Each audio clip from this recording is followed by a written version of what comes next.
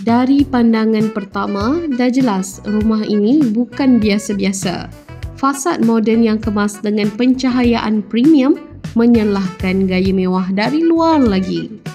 Bila pintu dibuka, terus nampak ketinggian double volume ceiling yang luar biasa. Ruang 2 tingkat ni memang bagi rasa grand, suasana yang elegan dan eksklusif sebalik melangkah masuk. Dan bila tiba di dalam, inilah ruang tamu utama, ruang luas untuk sambut tetamu dengan pencahayaan lembut dan rekaan moden yang mewah. Di sebelah ruang tamu, ada ruang makan keluarga. Luas, selesa dan bersebelahan dengan ruang dapur kering dan dapur basah. Bahagian dapur ni memang jadi tumpuan sebab rekaannya moden, praktikal dan lengkap untuk kegunaan harian. Dari sini kita bergerak ke bahagian belakang. Ada bilik pertama yang besar sesuai dijadikan bilik tetamu atau bilik warga emas. Lengkap dengan bilik air moden, kemasan batu dan pencahayaan lembut yang memberi rasa seperti hotel.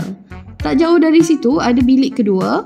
Bilik ini juga luas dan ada bilik air sendiri, memberikan keselesaan penuh untuk tetamu atau ahli keluarga.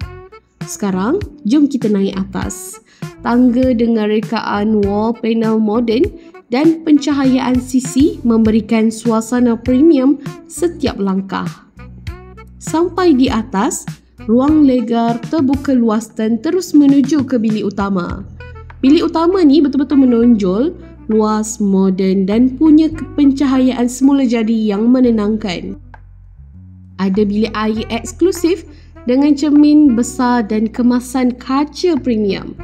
Di tingkat atas juga ada 2 bilik tambahan sesuai dijadikan bilik anak, ruang kerja atau bilik rehat keluarga. Setiap bilik ini direka dengan aliran cahaya semula jadi, mengekalkan tema moden yang tenang dan harmoni. Secara keseluruhan, rumah 2 tingkat ini mempunyai 6 bilik tidur dan 5 bilik air dengan keluasan sekitar 2,000 kaki persegi. Rekaan moden Lock Street ini bukan sekadar binaan tapi lambang gaya hidup yang eksklusif. Harga bermula RM725,000 sahaja. Bina Sifu, rangkaian bina rumah dan renovasi terbesar di Malaysia.